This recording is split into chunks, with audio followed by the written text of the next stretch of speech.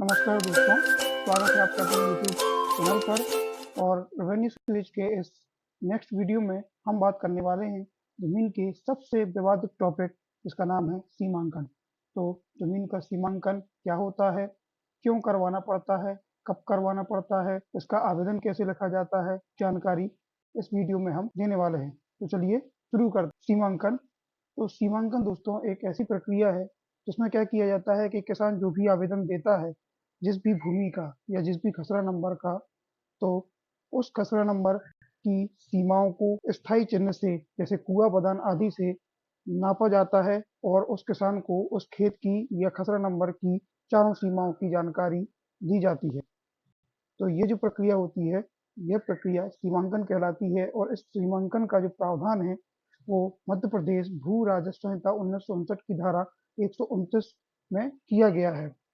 सीमांकन का जो आवेदन होता है वो आवेदक नायब तहसीलदार या तहसीलदार के न्यायालय में जमा करता है और ऑनलाइन माध्यम से इसका आवेदन किया जाता है। दोस्तों आप देख लेते हैं सीमांकन कब जरूरी होता है। आपकी कोई जमीन है, उस पर किसी ने पूर्णतः कब्जा कर लिया है, मतलब कि आपकी कोई जमीन थी, आप मान लो बाहर चले गए, तब आप और 1-2 साल के लिए तो पता चला कि किसी और ने आपकी ज़मीन पर कब्ज़ा कर लिया है अवैध रूप से, बिना आपके पूछे। तो यदि आपकी ज़मीन पर पूरी रूप से कब्ज़ा हो जाता है, या फिर कभी-कभार यह देखा गया है कि जब भी खेतों की जुताई होती है, तो जो सरहदी कृषक हैं, वो लालचवश या किसी दुर्भावनावश या अनजाने में ही क्या करते हैं कि खेत की मेड़ों में बदलाव कर देते हैं, मतलब ज़्यादा जुताई कर देते हैं, ठीक है?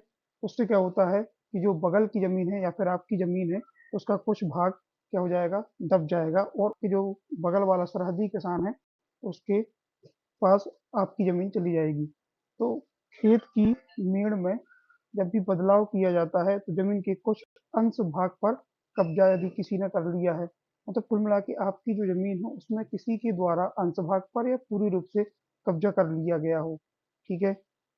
भू दस्तावेज़ों के अनुसार मौके पर ज़मीन कम होने पर, अर्थात कि मान लीजिए आपकी ज़मीन का जो रकबा है, वो भू दस्तावेज़ में 1 एकड़ है और आप ज़मीन पर आपको ऐसा लगता है कि कम आपकी ज़मीन मौके पर है, आधा एकड़ है या उससे कम है। तो यदि आपकी जो भी शंका है, आप यदि उसको दूर करना चाहते हैं, कहीं आपको लग रहा है कि अगल-बगल के जो किसान हैं, उन्होंने तो नहीं मेरी ज़मीन दबा ली है, तो ऐसी स्थिति में भी आप अपनी शंका को दूर करने की स्थिति में भी सीमांकन आप करा सकते हैं। मौके पर आपको ज़मीन का पता ना हो, कई बार क्या होता है कि कई खसरा नंबर होते हैं, उस खसरा नंबर पर ही व्यक्ति अ, किसानी का कार्य करता रहता है, उसके कुछ खसरा नंबर कोई अन्य व्यक्ति दबाए रहता है, उसको उसकी जानकारी नहीं होती है। लेकिन आगे चलकर जब वो अपनी ज़मीन का पूरा ब्यौरा लेता है और यदि उसको ऐसी पता चलता है कि ये ज़मीन तो मैं कब्ज़ा किए ही नहीं हूँ, तो ऐसी स्थिति में भी आपको क्या करना पड़ेगा, सीमांकन कराना पड़ेगा। यदि 2 भाइयों के बीच में बँटवारा हो रहा है, तो आपसी सीमांकन यहाँ पर कराना पड़ता है, ताकि आपकी आगे चलकर कोई विवाद ना बने आपस में ही। यदि कोई व्यक्ति नई भूमि खरीद रहा है, तो जिससे खरीद रहा है, ठीक है ना? उसके साथ मिलकर एक आपसी तौर पर सीमांकन करा लेना चाहिए उसको, ताकि आगे चलकर कोई विवाद ना हो। सीमांकन ज़रूरी क्यों है? मौके पर भू अभिलेखों में दर्ज रकबा एरिया के अनुसार अपनी ज़मीन यदि आप प्राप्त करना चाहते हैं, तो उसके लिए ज़मीन खरीदते वक़्त क्रय कराई जा रही भूमि की सीमाओं की जानकारी लेने के लिए, ठीक है? यदि आप जो भूमि क्रय कर रहे हैं, उस पर आप यदि कोई भी क्या करेंगे, सीमांकन की कार्यवाही नॉर्मल तौर पर करेंगे, तो वहाँ उस भूमि में जितने भी विवाद हैं, वो सब आपकी नज़र में आ जाएँगे, ठीक है? तो एक तो ये भी तरीका होता है विवाद पता करने के लिए। और ज़मीन के कब्ज़े से संबंधित विवाद को कानूनी रूप से निपटाने के लिए भी सीमांकन ज़रूरी होता है। आगे देखते हैं सीमांकन की प्रक्रिया क्या है। किसान द्वारा सबसे पहले क्या किया जाएगा, अपने खसरा नंबर जो भी उसको लग रहा है, उसको नापने के लिए सीमांकन का आवेदन वह नायब तहसीलदार या तहसीलदार के न्यायालय में करेगा, ठीक है? आवेदन जमा करेगा तो उसको प्रकरण क्रमांक मिल जाएगा। प्रकरण क्रमांक मिल जाएगा, कुछ दिन बाद आपकी जो फ़ाइल जो आपने जमा की हुई है, ऑनलाइन आवेदन करके एक पूरी फाइल बन जाएगी, ठीक है, जिसमें क्या क्या दस्तावेज होंगे उसकी हम जानकारी आगे आपको देने वाले हैं। तो एक फाइल जो है आपको क्या कर लेना है, नायब तहसीलदार के यहाँ जमा करेंगे। आपका जो भी राजस्व निरीक्षक होगा उसके पास कुछ दिनों बाद आपकी फाइल पहुंच जाएगी। तो आपको क्या करना है, अपने आरआई से मिलकर सीमांकन के लिए तारीख और समय प्राप्त कर लेना है। आरआई द्वारा क्या किया जाएगा, सरहदी किसानों को, जो आपसे आपके जो खेत है जिसका सीमांकन होना है, उस खेत से लगे हुए जितने भी अन्य खेत हैं, उनके जो भूमि स्वामी हैं, मतलब सरहदी किसान हैं, उनको एक सूचना पत्र जारी किया जाएगा। निर्धारित तारीख पर राजस्व निरीक्षक और पटवारी नक्शा विलेखों सहित आपके सीमांकन की कार्रवाई करेंगे और आपको और आपके सरहदी काश्तकारों को खसरा नंबर की सीमाओं का ज्ञान कराया जाएगा। जरूरत पड़ने पर चूना भी डलवाया जाएगा, पत्थर भी गड़वाए जाएंगे। लेकिन सीमांकन की कार्रवाई का मतलब यह नहीं है कि आपको वह भूमि मिल गई। यदि कोई विवाद है, उस स्थिति में यदि जिसने भी कब्जा किया हुआ है, यदि वो हो रही सीमांकन की कार्रवाई से संतुष्ट है, कब्जे में आपकी जमीन आती हो, वो छोड़ने के लिए तैयार है, तब तो कोई बात नहीं, है ना, आप अपना कब्जा ले सकते हैं। लेकिन यदि वह तैयार नहीं है और प्रक्रिया होगी आगे सीमांकन की, तो उसके बारे में हम आगे बताएंगे। तो पत्थर गड़वाने के बाद सीमांकन संबंधी कार्रवाई का पंचनामा तैयार किया जाएगा, जिसमें यह लिखा जाएगा कि आपका जो खेत है वो किस स्थायी चिन्ह से नापा गया है और आपका जो खेत मौके पर है वो कितना आपके कब्जे में है, या पूरा दूसरे के कब्जे में है, या उसका कुछ भाग दूसरे के कब्जे में है। ये पूरी जानकारी उस पंचनामे में लिखी जाएगी और वहाँ पर जो भी लोग उपस्थित होंगे उनसे दस्तखत कराए जाएंगे।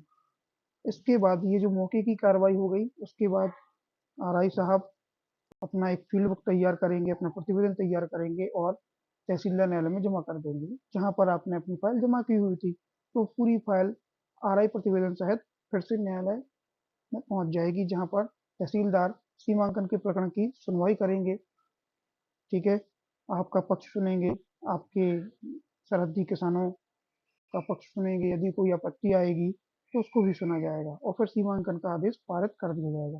धारा 129 में यहाँ तक की पूरी कार्रवाई जो मैंने आपको आम जन भाषा में समझाई हुई है, पूरी लिखी हुई है, तो ये सीमांकन का आदेश पारित हो जाता है। अब देख लेते हैं सीमांकन के आवेदन हेतु आवश्यक दस्तावेज कौन कौन से। खसरा, खतौनी या भू अधिकार ऋण पुस्तिका की प्रमाण प्रति आपको चाहिए पड़ेगी।